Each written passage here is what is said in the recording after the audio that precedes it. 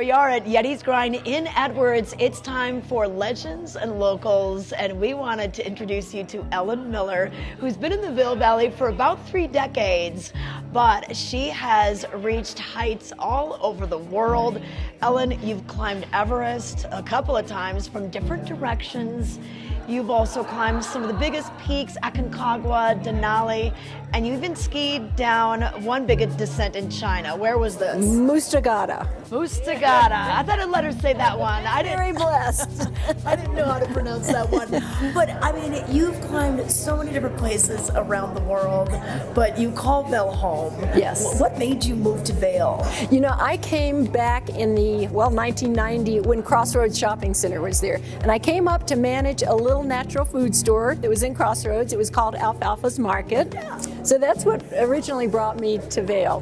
Where the other Yeti's Grind is. Yes, now. absolutely. Oh, by the way, absolutely. What are you drinking? I'm having Cheers. mocha because I like to combine all kinds of great things like chocolate and coffee.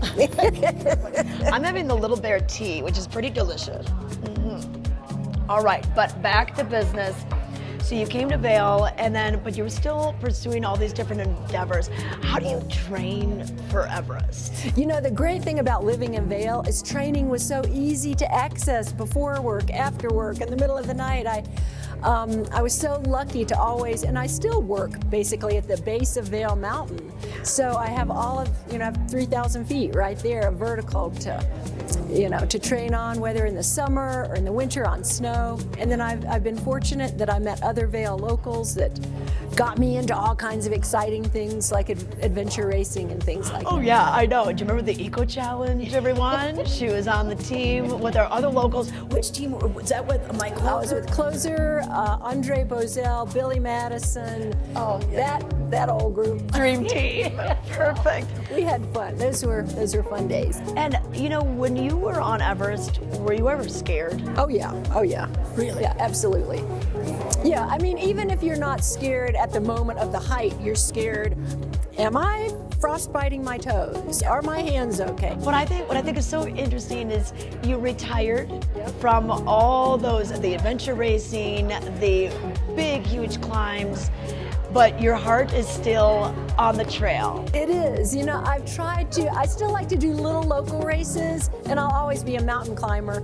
But as I've gotten older, I'm almost 64, I've kind of taken those experiences and tried to think about how I can give back to the community that has supported me for so long, and I spend a lot of time now volunteering out on the trails for the town of Vail, for the Vail Valley Mountain Trails Alliance, and for the Eagle Summit Wilderness Alliance. Okay, and the Vail Valley Mountain Trails Alliance, they give you an award. You were the 2021 Volunteer of the Year. You also won the Colorado Sportswoman of the Year back in 2002. Lots of accolades, but she's so humble. You know what, when you meet her on the trail, and she's like, oh, do you need some assistance? Do you have any questions? You have no idea that you're talking to a woman that's climbed Everest a couple of times. But what do you love most about interacting with the public and kind of just propelling the sport of hiking forward? Well, I love giving back to my community by volunteering, and I love interacting with the public at the trailheads by educating them. Yeah. On, when the pandemic came, Tricia, our trails were inundated. And a lot of folks that maybe didn't know about trail etiquette or wildlife policy or, picking up trash or navigation or things like that, they were new to the trails. So it's fun to stand out there and to be able to educate them about for example, our 5 wilderness trailheads there in East Vail. They are gems, Or being a trail host for the town of Vail and welcoming people to Vail, making sure they had what they needed for their hike.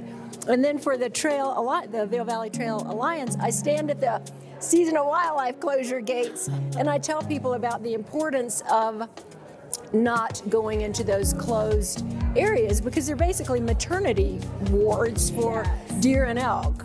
Keep them in a safe environment. They were here first. That's right. That's right. We're here in their home. So. No, when you were younger, did you ever think you'd be doing this? Like, what advice would you give your younger self?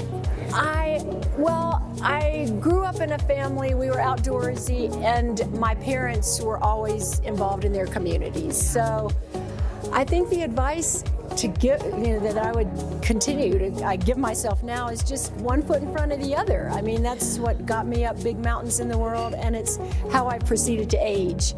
I feel so blessed that I can age here in the Vail Valley. It's such a healthy lifestyle. It's just keep moving forward. Okay, keep moving forward, one foot in front of the other. That's the advice from Ellen Miller. Well, Ellen, thank you so much.